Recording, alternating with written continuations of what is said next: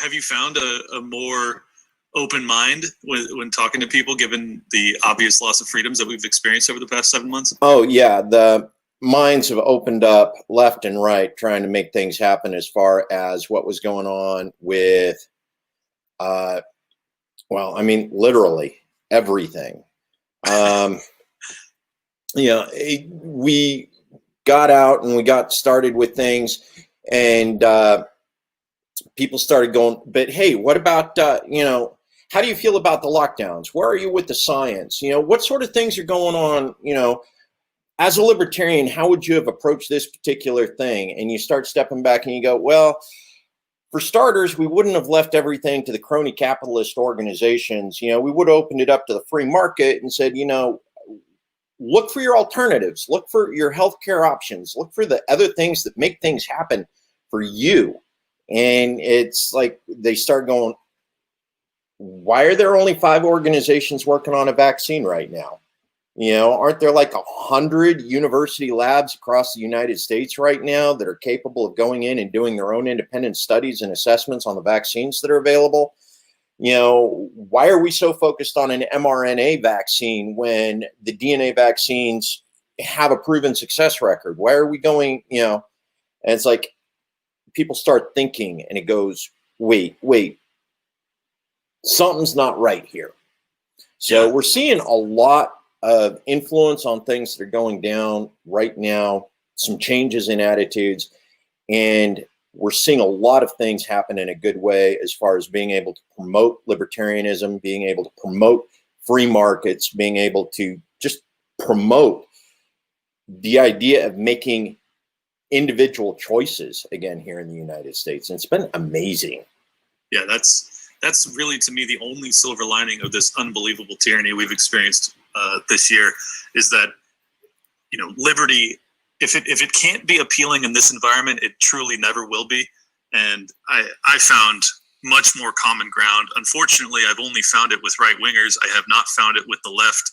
They have seemed to embrace all of the fear mongering, and I can't really open their eyes. I mean, I'm sure a handful have. I do know a few people that took the lockdown very seriously in the first few months, and then they started to thank God for social media. They start to see people out living their lives, having fun, and it makes them question, should I be doing this? Am I actually being fooled? And it's few and far between on the left that I've found that are opening their minds and starting to think a little bit more critically about these things. But I'm glad to hear that you're having some success. I actually wanted to ask you briefly about, I tried to get on the ballot in California for city council. I had to get something like 750 signatures, and I ended up getting that many. But then after they verified them, I only had, I think, 650 that were like verified voters in this area. So I didn't get on the ballot. It was a hard lesson. Obviously, I'm in a much more populated state. What was the process like for you to get on the ballot? Was it challenging? Did it cost much money? I would like to inspire some people out there, since you've managed to get on the ballot, so that they know what they're up against. Thing with the ballot in the state of Idaho is it's really pretty easy to get onto it. For a congressman, we needed something like 500 signatures, or we just needed to cough up $300 if our party had ballot access. Okay. So like if you wanted to run as an independent, I would have had to have come up with 500 signatures from people in my district, or I could also do it as one of the partisan races as well. But when it comes down to it, I could step back, and because the Libertarian Party has ballot access in the state of Idaho to run for Congress, it was $300, paperwork filed. I'm on the ballot in November. That's phenomenal. That's so much easier than it is here. I was just trying to get on a city council seat, and I think it was an uncontested race, and I still had to get 750 signatures. There was no financial, buyout option, which I would have gladly taken, given how much time and energy I spent getting those signatures that ended up not even getting me on the ballot. So for those that are out there in states that are a little bit more open, I would encourage you guys to, follow in Joe's footsteps and try and get on the ballot. We just, anytime there's an uncontested race in particular, I think it's a real tragedy not to give people that option. Oh, it is. It's a huge issue. So one of the things we had initially here in the state of Idaho is we've had trouble with branding. Large number of individuals have come into the state thinking they're libertarian when they're really not, but they love the whole idea of liberty, liberty, liberty. As long as I can do what I want and I can make you do what I want you to do too, that's liberty. And Yeah, right. a lot of us are going, no, that's not quite the way that works. What specifically are they coming in trying to, implement that strikes you as non-libertarian? I don't know that area very well. Okay, Idaho has always had a problem with white nationalism and white supremacy. We've had the Aryan Nations compound up in northern Idaho, up in Hayden Lake, that existed for close to about 15, 20 years before it was finally pushed out. Mm-hmm. And that was when I was a kid. And but one of the things is right now that area represents a huge resurgence of people who are involved in, for lack of a better word, Christian nationalism. They've moved into the area and they're going, this is a Christian nation. And if you don't believe in the one true God, you shouldn't be holding office. And it's like, wait, time out, guys, time out. So we've started dealing with that, which is fine. If they just want to go up there and create their own little Hoppian, covenant community, and just do their own little thing up there, most of us would say, whatever, go do your thing. But the problem is these people have become politicians and they've worked on rewriting Idaho's legislation and laws and imposing, rather weird moral requirements on the population here in the state. And it's getting like, folks, that really wasn't what Idaho was about. That wasn't what brought you here in the first place. So why are you trying to make it into something that, not even the natives agree with? Yeah. Do these people consider themselves libertarian or are they just like kind of right-wing nationalist folks? It's hard to say. They've been using the term liberty and libertarian for the past 10 years now. So it's hard to say whether or not they actually consider themselves libertarian or whether or not they just consider themselves, that right-wing Christian, nationalist types. Yeah. Well, they don't consider themselves Christian nationalists, because they are. You listen to the rhetoric. That's who they are, but they don't consider themselves, they don't think of themselves that way because they honestly believe that this is a Christian nation and that our laws and regulations should be based entirely on the Bible. Yeah, well, they're not Christian nationalists because they think that they live in a Christian nation, which, they kind of do, kind of don't. I don't have any experience with any sort of like fringe white supremacist type entities, particularly in the libertarian community. Online, every libertarian I interact with seems to be completely disinterested with identity politics and has no affinity for these types of folks. I do agree with you that if they wanted to just go create their own little compound and do whatever they want within it, but not change the laws to reflect their ideology, I wouldn't have an issue with it. But if they are trying to run for office and then change immigration laws or whatever else just to try and increase their chances of maintaining their stranglehold on the identity of the area, that's where we would have some conflict for sure. And it's one of the reasons why I got involved, particularly in the Libertarian Party, because the problem with the nationalist is it's infected Idaho's Republican Party rather hard. So it's like if you want to actually run on a libertarian platform, you can't do it within the Republican Party in the state of Idaho. You actually got to step outside of the Republican Party and say, I believe in liberty. And the Libertarian Party in Idaho is the only party that's really endorsing it in a true libertarian fashion. Mm-hmm. So, but that was one of the things, is one of my big pushes. Now, originally I started in 19 years in the United States Army. I did 4 tours in Afghanistan and Iraq, got out and went, what we're doing over there is wrong. So I got involved in peace activism. You step back and you go, well, what are the Democrats doing for peace? Crickets. What are the Republicans doing for peace? Crickets. You know, who else is making things happen? And I'm looking around, and you know, Idaho's, believe it or not, we actually have a Party for Socialization and Liberation, PSL party here in Boise. And it's like, wait, okay, I get the peace activism, but what's with the whole MLM apologist thing? I'm yeah, you know. What is socialization? I don't know. I've never even heard of that term. PSL. Well, it's basically a Marxist group. It's Marxist Leninist. Okay. It's your tankies. So the PSL happens to be my local tankies. And they have that in Idaho? Yes, we got all of about 20 of them. Okay. Not too much of an issue. Well, I think it's interesting that, you know, nationalism has really caught a black eye in terms of branding, especially under the Trump regime. I don't consider myself a nationalist, but I think a lot of people are, and they just don't classify themselves as that because they think that it's a negative. It has a negative connotation. I agree it should have a negative connotation, but a lot of people don't feel that way, and they just don't apply the label to themselves because it has a negative connotation. But in truth, they are nationalists. So yes, I did want to use some of the arguments that I know, because I'm sure I have a few listeners out there that would classify themselves as nationalists. You know, I want to use kind of a devil's advocate and see what your counter is to some of these topics. So first off, I know I watched your video yesterday talking about Christian nationalism, and I found some really compelling points, but I had some areas that I'm sure people would question. So here we go.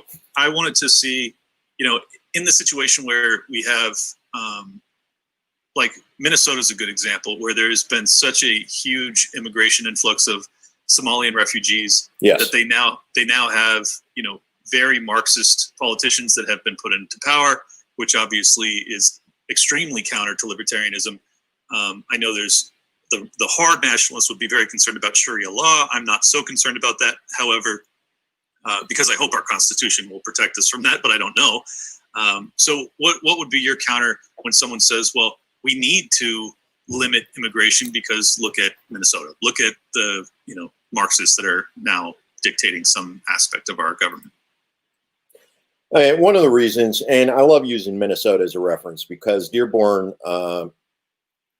Dearborn, Michigan, actually, is the one. You got Alana and a couple others that are involved in that district there. And a lot of it has to do with the way the different states have handled the refugee programs across the United States. Idaho is one of those. We actually have been extremely successful. The two areas that we have in Idaho for the refugee relocation programs are some of the most promising, most successful refugee relocation programs in the United States. Reason why is because when we set things up, we actually bring the refugees in, we spread them out among the communities here in the Treasure Valley and back over in Pocatello so that they can work, they can become part of the community, they become involved in the churches. And believe it or not, we got 4 mosques here in Boise. Yeah, super red state, we actually got 4 mosques.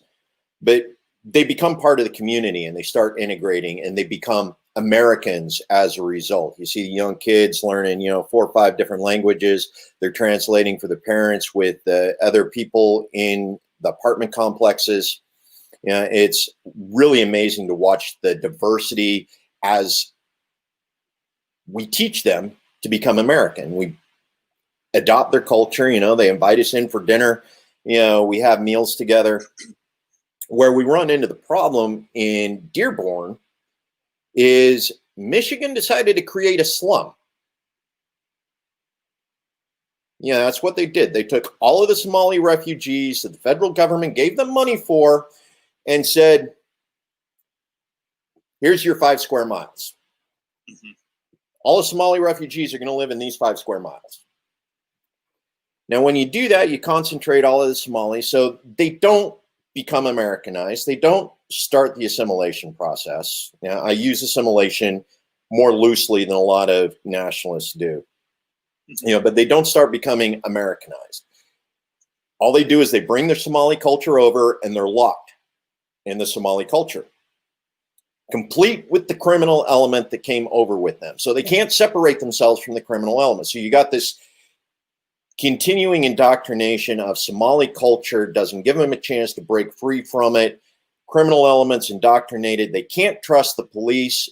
The community won't rat out the criminal element. Criminal element continues to exploit the community. And you end up with situations where the community comes in and says it's time to implement Sharia law. And everybody outside of the community is going, no, it's not. But the thing is they never gave that community an opportunity to assimilate into America. Right. They just said, here you go. Here's your 5 square miles. Go do what you're going to do. And when you talk about Idaho's immigration policies, how is it that you guys managed to get them to locate and kind of intersperse within the existing community so that they can assimilate? Is it a top-down approach, or is it just that these people are just given permission and they get a place to live wherever they so choose? It's a combination of things, but one of the things we had a real advantage of here in Idaho is, of course, Idaho's LDS. Mormons, our kids pick up, they go all over the world, they learn another language, they go out and teach in other countries. We have the Relief Society, the young women in there will go and do relief projects, farm projects in other countries. So we already have this sort of welcoming atmosphere. And our refugee committee here, International Refugee Commission, something like that, did a pretty good job of working with the different low-income housing apartment complexes. And rather than just picking one and sending everybody to it, they moved them around. They created the diversity, and there were communities, there were churches, and there were arrangements being able to bring those people in. So it was more of an organic thing rather than an intentional thing. Well, it seems to me that what you're describing is kind of the classical cultural structure by which we did adapt or allow immigrants to adapt and adopt some of our ideologies as they arrived. But then again, in New York, it was very, very common to see immigrant enclaves, I guess you would call it, where it'd be like, okay, you got the Italians here, you got the Jews here, you got the Irish here. But that was the boroughs.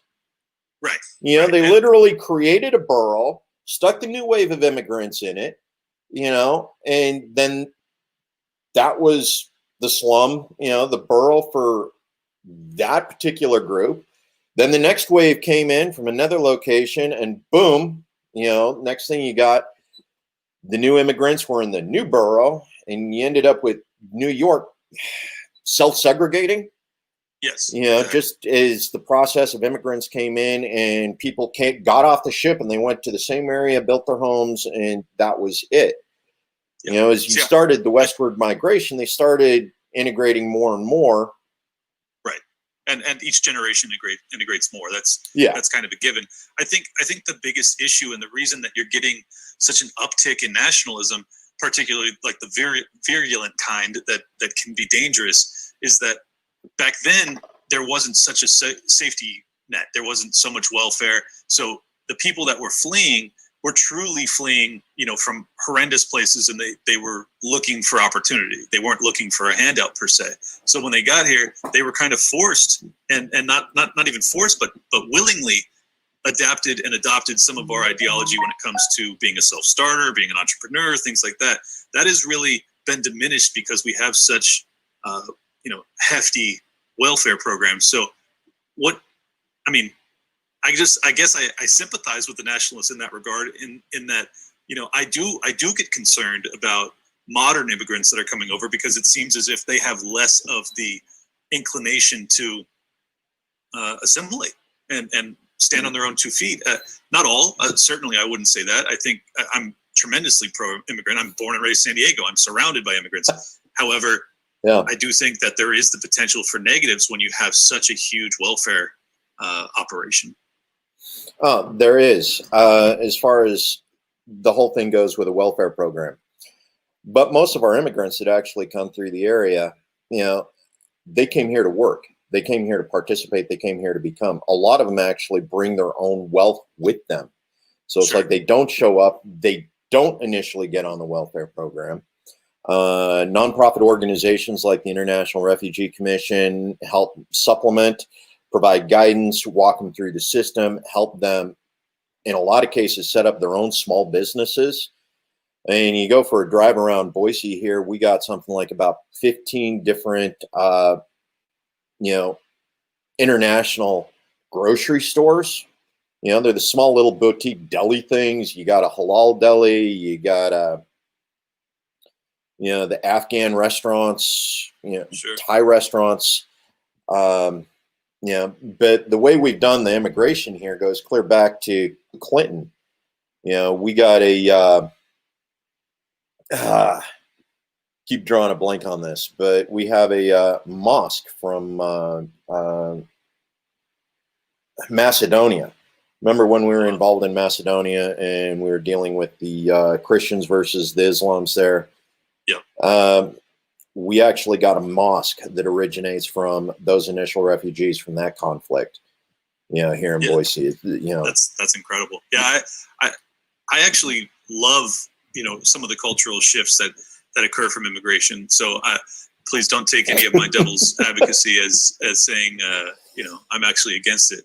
Well, what I am concerned about is the trend in this country towards Marxism, and the fact that you have some people coming over who are starting from scratch, and if they have the option between fighting tooth and nail to get up off the ground, or they can get a handout, oftentimes they're going to take that handout. And I don't know how, given the welfare programs that exist, we manage, maybe not in Idaho, maybe you don't have such an issue, but in some of the bluer states like California, New York, Minneapolis, all these different areas that have, we even had bailouts, COVID, stimulus for illegal immigrants in California. It's a next level type deal. Like things that I never thought I'd even potentially see in my lifetime are happening, and I'm not even that old yet. So I don't know how we stem the tide of the Marxist ideology in this country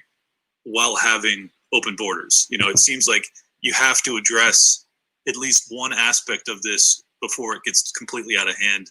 How would you go about remedying some of this so that we don't end up losing what makes America America by being an open America?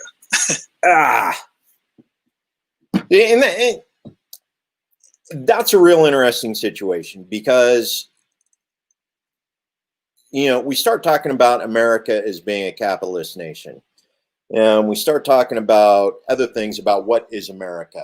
And a lot of us have this idealistic view of what America is or what America should be. Let's go with that, with what America should be.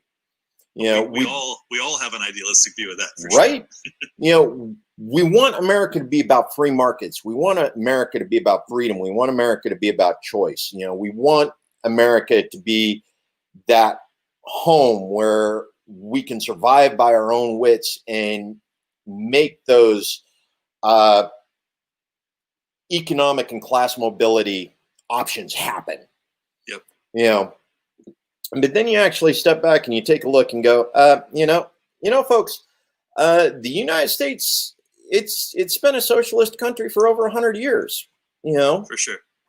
I mean, no kidding. It has been a Marxist nation for over 100 years. Eugene Debs, 1918, ran for president. The Republican Party shifted towards the unions and support of labor, which is cool. Except they did it with the government. Right. It wasn't a local choice thing. It was the government implemented the plan. Right. And which is where the problem arises. Exactly. That's where the problem started. And then here we go another 10 years later. Okay, so 1918. So another 15 years later, Kynes enters the scene and he comes out with this Central Planning Committee. And now we have a committee sitting in Washington, D.C. that's not only made all of these labor laws the law, we now have a Central Planning Committee that's allocating resources. It's like Ma Bell, you get money. Tennessee Valley Authority, you get money. You know, it just starts parceling out the resources. Sure. Now, it worked initially because of how bad things were at the time, or maybe it didn't, depending on how you look at FDR and what he meant. You know, some people say that because of what he did, the Great Depression lasted longer than it should have. You know, so we go through that whole process, and then around 1970, Nixon comes along, and we already have the socialism, we already have the Central Planning Committee, we already have the strong unions that everybody's really upset with because unions have become nationalized and they become corrupt. Yeah, and then 1970 comes along, and now not only do we have the Eugene Debs history and kind Central Planning Committee, now we introduce modern monetary theory. Right. Coming off the right. So it's like now everything's top down. Reason why is because the Treasury can print money, hand over fist. You know, the money's coming from the top. Top decides who gets the money, and then it just filters on down. And except anybody who pays attention to Austrian economics knows that money does not trickle down. It always goes straight back up to the top. So we need to step back and realize, you know, America's always been socialist. Well, how do always, we fix that? 100 years. Well, for 100 years. Yeah. You know, so how do we turn around and reverse that and decentralize the power structure so that we can have that freedom back in the communities that we always talk about? You know, Marxists like to talk about, you know, your community. It's the stateless, moneyless society. Well, the thing is it's never going to be moneyless. So let's go ahead and just do away with that BS right now, because people are always going to want some way to acknowledge the effort that they put into work, some way of measuring their performance, measuring their worth. Right. So there's always going to be money. Exchange goods. Yeah, the exchange of goods. There's always going to be some way of money, some form of exchange that goes in with that. And that's where you start wondering in, okay, well, if there's got to be money, how far over to the capitalism side do we want to go? You know, and that's one of the things I fall right down the middle. You know, Proudhonian, mutualist. You know, I believe in free markets. You know, however you want to organize the free markets, whether you want to do it with Bitcoin, whether you want to do it with currency, whether you want to trade gold and metals in exchange for goods, or whether or not you just want to do the exchange of goods like a good agorist does, you know, you can step back and the free market self-maintains, it self-manages. Mm-hmm. Whereas one of the problems we've gotten with the way we've moved to crony capitalism, rogue capitalism, state capitalism, is it's pure consumption. You know, growth for growth's sake, which we all know is the philosophy of cancer. It's unsustainable.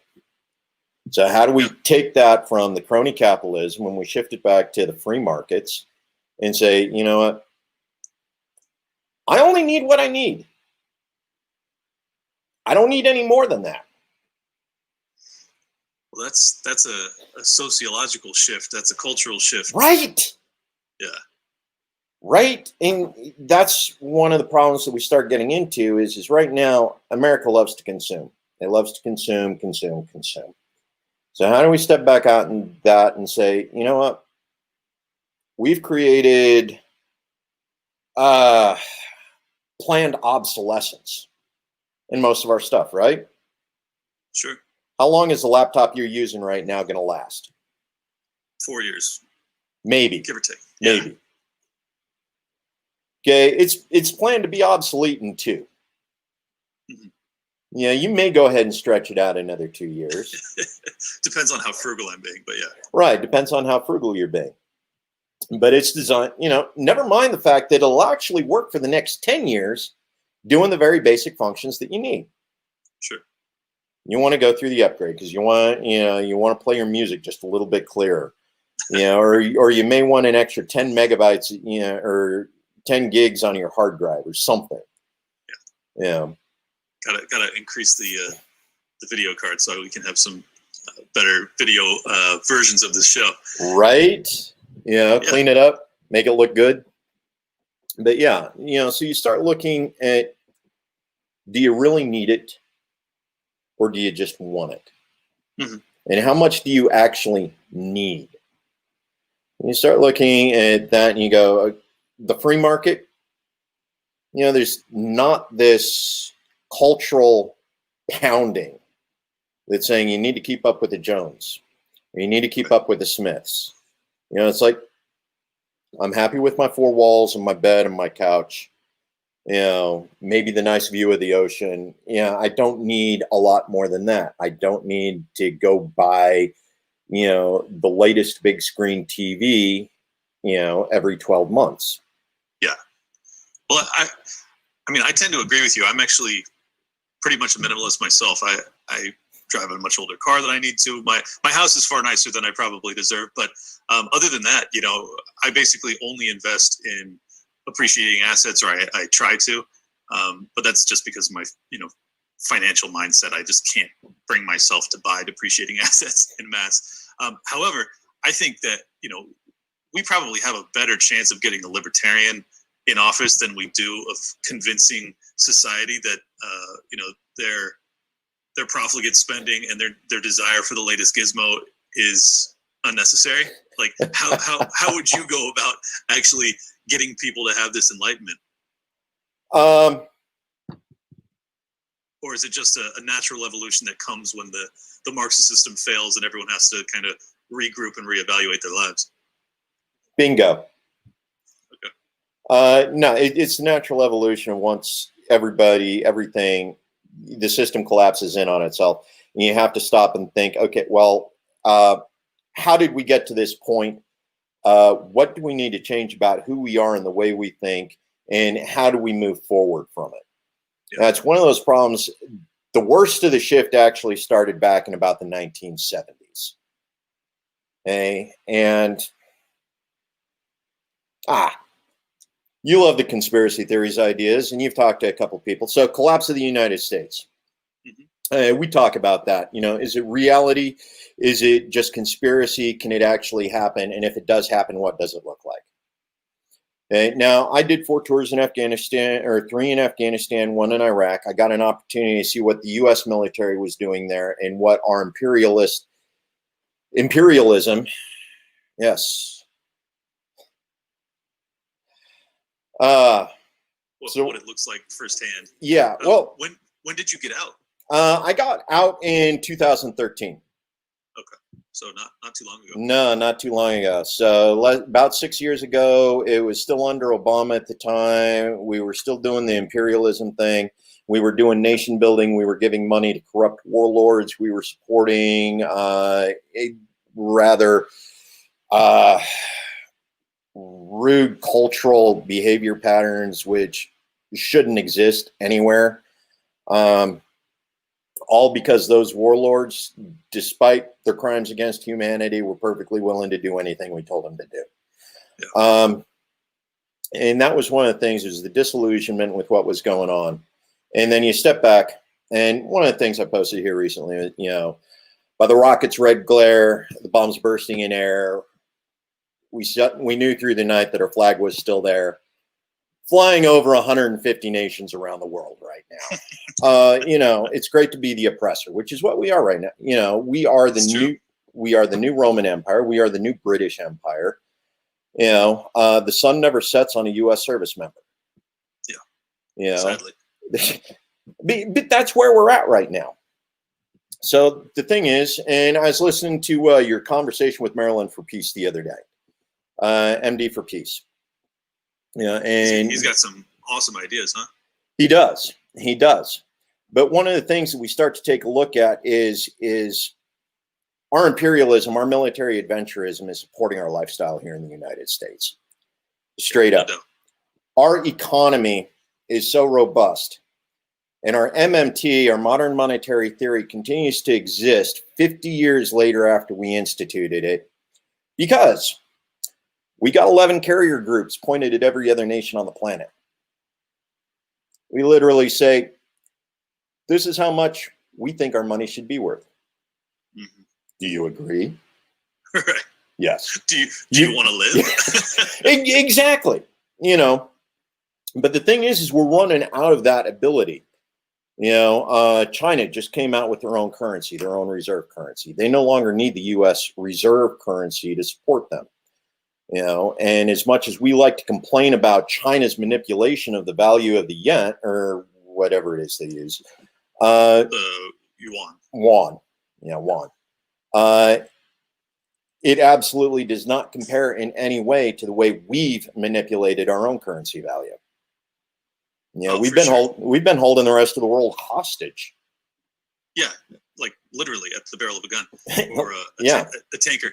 I totally agree. I think it's really interesting when people talk about the risk of our empire collapsing being a conspiracy theory. It's like, this is a historical fact. Like, you look at any empire that tries to dominate the globe, eventually they fall. And our experiment with fiat currency and doing it on a scale that's never been done before might allow us to do it longer than some of these other countries attempted to and ultimately failed. But I think our failure is inevitable without basically a revolution in the meantime. But either way, it results in the government collapsing. So I don't see it as a conspiracy theory. I just see it as like, I'm not clear on how long this charade can last. Do you have any concept of how long you think this might go on before we actually deal with a reset?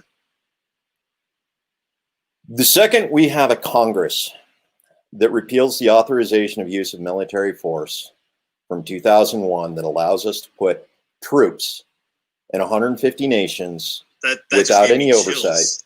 That just gave me chills. I know exactly where you're going. Keep going. Well, reason why is because the second that is repealed, all the troops come home. Second the troops come home, we don't have a gun to point at every other nation in the world anymore.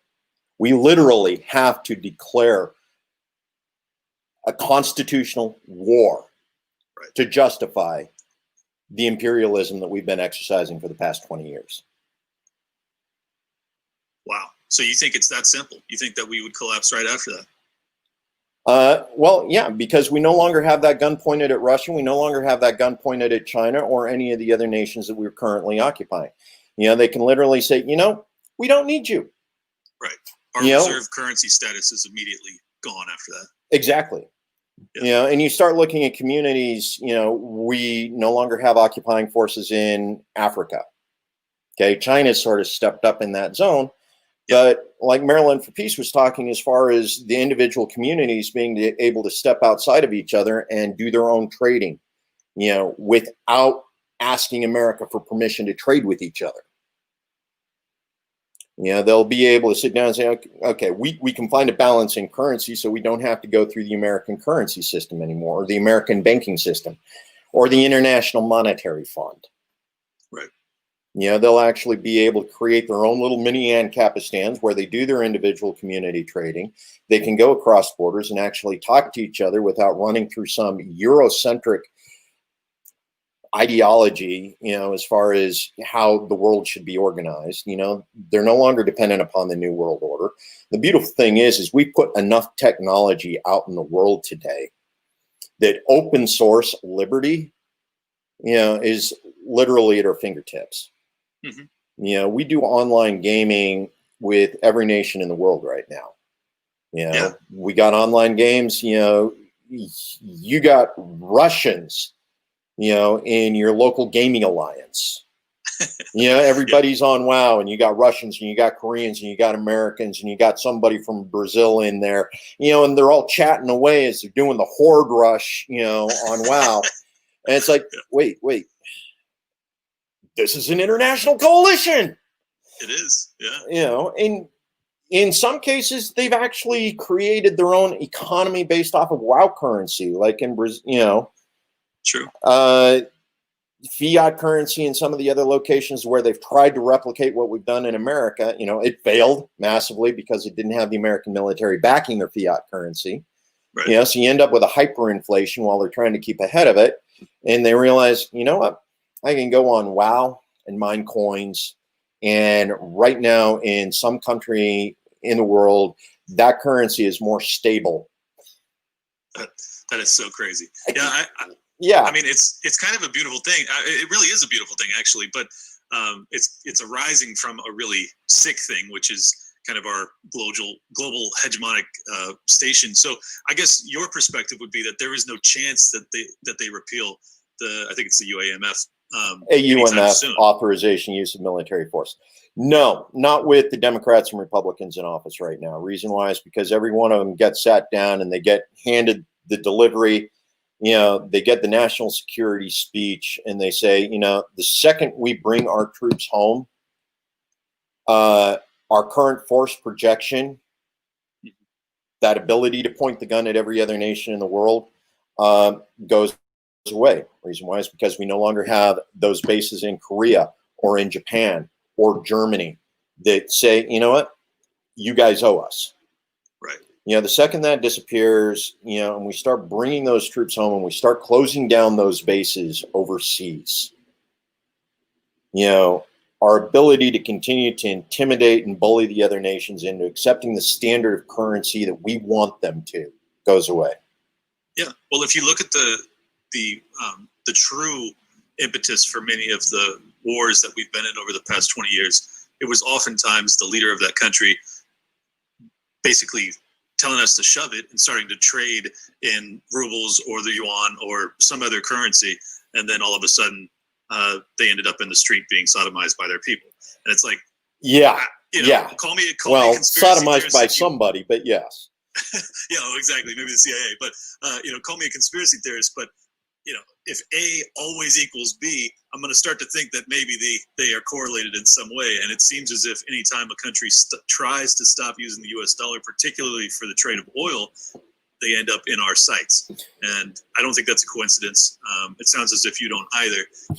Did you go into the military with the libertarian leanings, or did you just come out with it? I came out with it. And I'll level with you. I came out of the military with even slightly Marxist leanings.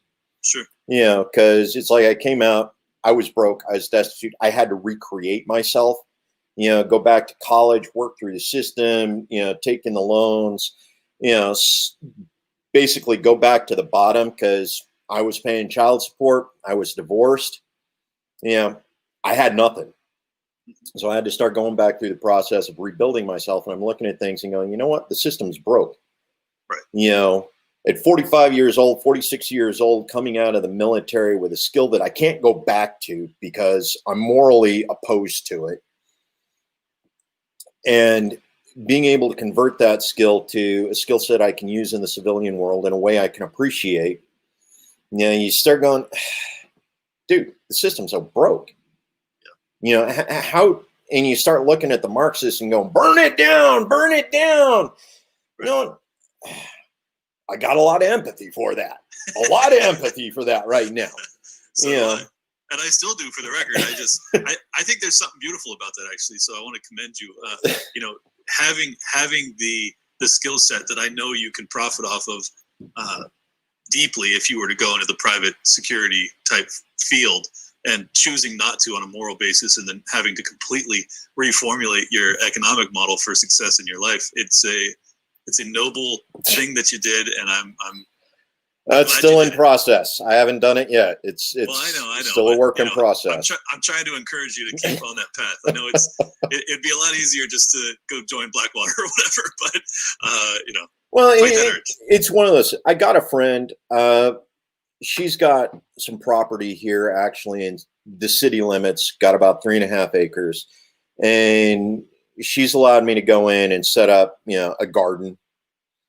3.5 acres, it's a decent sized garden. Once you start looking at things, especially considering, well, it is a farm. Literally, it is a farm. When you start looking at the scale, and we've been looking at some options as far as rehabilitative agriculture, being able to self-maintain, set up the hydro pump off of the irrigation so we can generate power off of the natural flow that the city creates by running the canals through the area. And looking at the options for that while being within city limits. 3 areas or 3 acres inside of an effective urban zone where you can farm where it hasn't been turned into a park, you own it, so you can literally farm it. Yeah. Is practically unheard of. So it's close. I'm able to go out. I'm able to practice a craft that is a sustainable craft. One that will continue to support. Well, maybe not support. In today's economy, you still need something a little bit more than the farm. In order to keep you afloat. You may not long term, bro, because if we have food shortages like some of us have been predicting, that farm may become a gold mine here soon. I hope not. Well, obviously. Literally, it's opportunity cost. Right. I can go out, I can do computer software or cloud engineering, working with computer maintenance programs, earning somewhere between $35, $40, $45 an hour right now. Or I can go out and I can, spend that 40 hours a week working on the farm and recoup what 2 hours of work would allow me to go to the grocery store and pick up. Right. So you start looking at the opportunity cost and you go, okay, well, from one perspective, it's worth it to learn the skill. Right. It's worth it to practice the skill. Even if you're losing the opportunity cost, you still have the skill. So if things really do go south, and we have that EMP that comes through and wipes out all of those systems that I developed my career on, I can always resort back to, at least I know how to grow food. Yeah, well, my skill set is podcasting and finance, so I will be worthless if an EMP hits. I have a decent amount of land, but I'll have to learn rapidly how to farm if shit really hits the fan. Well, for starters, if you listen to Bloomberg, don't, because they're significantly more involved in it than digging a hole and putting a seed in. Yes, yeah, for sure. For sure, that's true.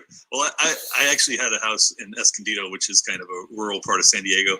Nice. I had 1.8 acres of land, and I tried gardening, and I was extremely successful. So successful, I found out that I had actually planted on my leach lines for my septic system. So I was getting food from my own shit water. Very cool. That's the best, man. That's the best. Grass is always greener over the septic tank.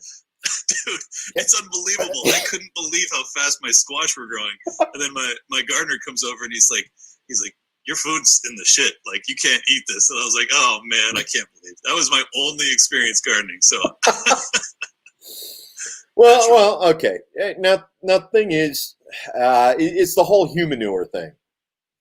The leach lines, the septic tanks, you actually need to run that through a process before you can actually use it as fertilizer. Yeah, there was no process. The process was me making myself sick.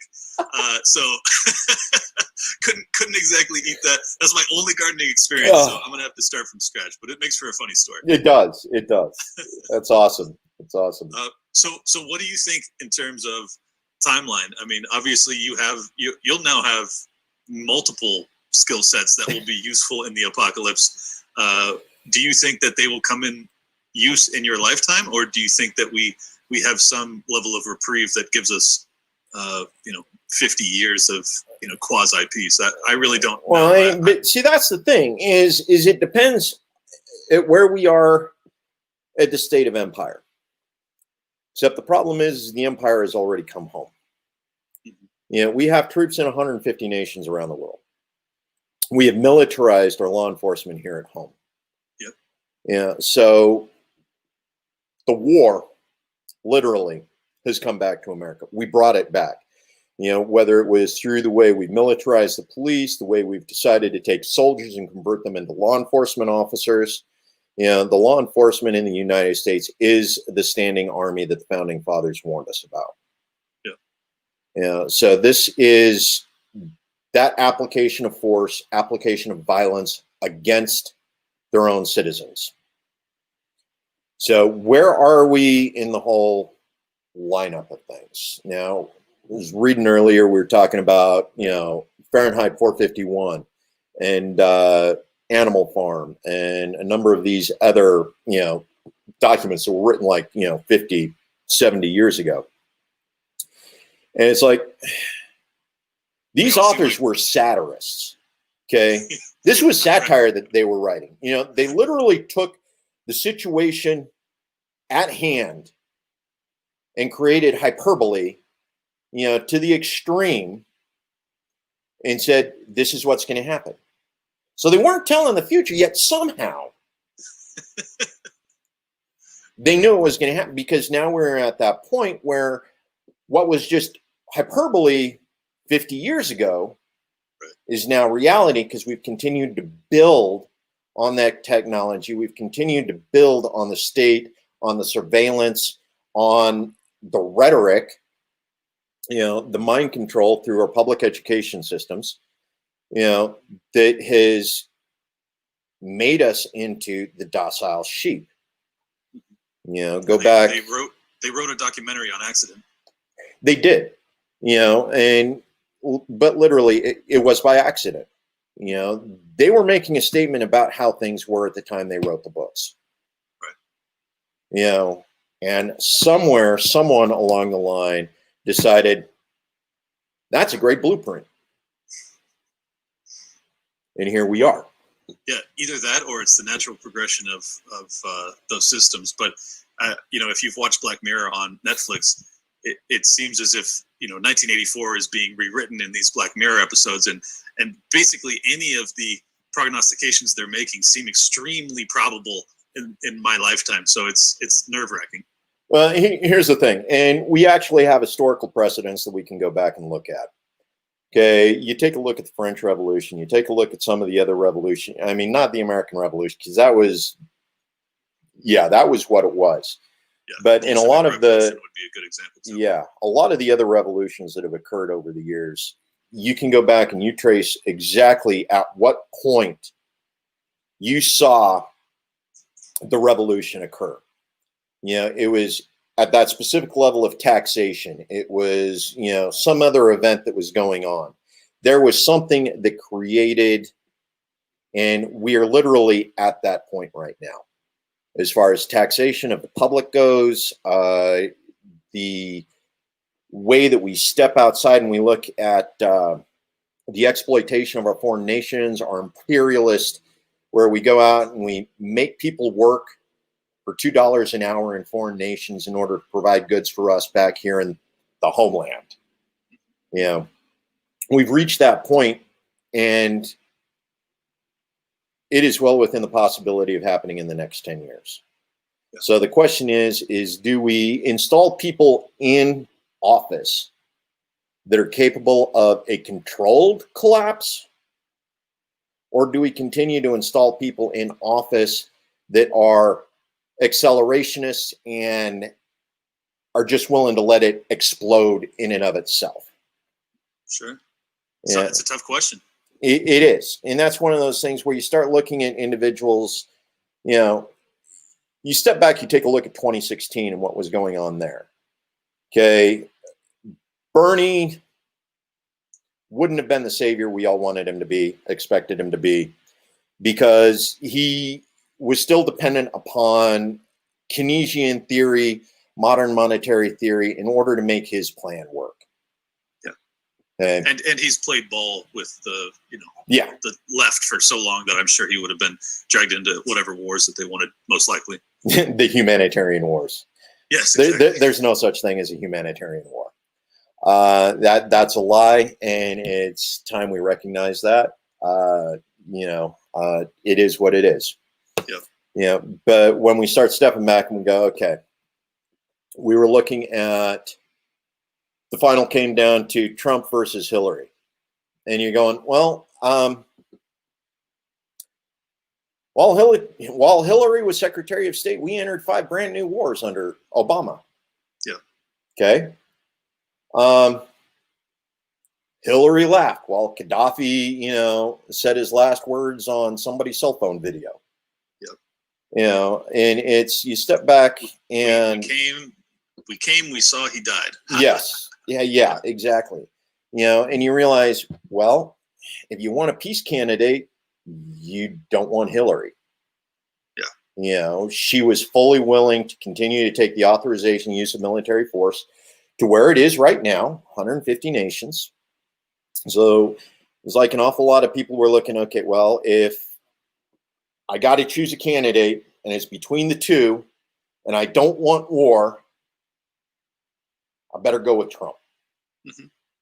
Now, I voted Jill Stein because at the time that was my direction as far as peace activism went. Sure. Yeah, Jill Stein, she actually taught the peace message. She preached it more than Gary did, Mm-hmm. which I think was a shame that Gary, his foreign policy is what's Aleppo. I know. It's pretty embarrassing. Well, no, but it's the perfect libertarian answer. It is. Because, I got you. It's like, I don't care what's going on in some other country. Yeah, I'm going to get us out of there. Who cares what the capital of Syria? Right? Exactly. It's the libertarian, but it looked bad because the guy was running for national office, But he never really got onto the peace message the way that Jill Stein did, with the Green Party and all that. But you step back and you start going, okay, well, how do we go ahead and deal with that? So we ended up with Trump, and a lot of that had nothing to do with our imperialism. A lot of that just had to do with the fact that more people hated Hillary than, knew Trump. Yep, 100%. So here we are, and we're in another campaign. It's 2020, and we're looking at it, and it's still not a question of which candidate do you like more. It's which candidate do you hate more. Mm-hmm. And I don't know. I don't have an answer for that. I hate them both pretty equally. Most of us do. It's like you got to pick one. Yeah. Which again feeds back into the libertarian and the third party candidates right now, because a lot of people are looking at it and going, you know what, they're equally bad. Yeah. Is there a third option? Oh, yes, there is a third option. Let's take a look at it. Joe Jorgensen's spiking in Google Trends right now for searches. Right along with, how can I change my vote? A lot of Democrats and Republicans right now going, maybe I shouldn't have voted early. Yeah, well, and I agree.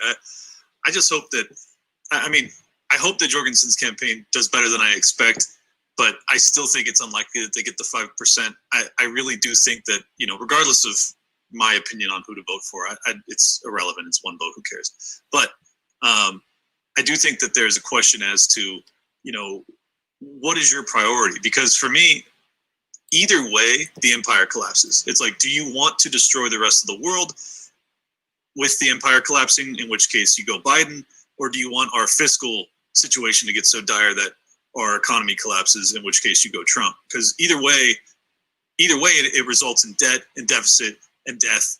But, what's the more moral answer? And for me, Joe Biden being such a war hawk and having written the 1994 crime bill, being responsible for so much of what ails us over his 50 years, he's a non-starter for me personally. Well, and that's one of the other things, 1994 crime bill, and Kamala Harris's commitment to the 1994 crime bill.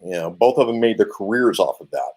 Exactly. So how do you step back and you say, I want the person who is willing to put 5% of America's adults in prison to be the president?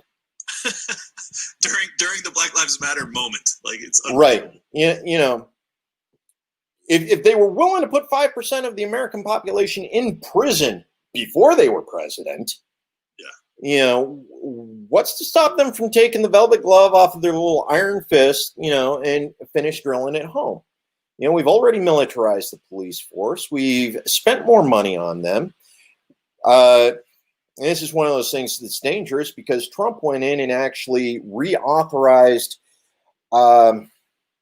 civil asset forfeiture. So while Obama had gone in and stopped the cops from stealing from us, Trump went back in and said, nah, thin blue line can steal all they want. Did Obama stop that? I didn't know that. I don't think he directly stopped it as much as he just authorized some things that slowed it down. And it wasn't so much Obama as one of his Department of Justice heads. Okay. And that may be one of those things, is it probably wasn't Trump. It was probably Bill Barr. Right. And that's a very Bill Barr thing to do. No matter who you elect, you always get John McCain. So. Yeah. Part of the problem is we got Bill Barr back, which doesn't help things. No, it doesn't. And that's one of those things that confuses me is literally we got a bunch of, okay, this is a Bill Barr issue.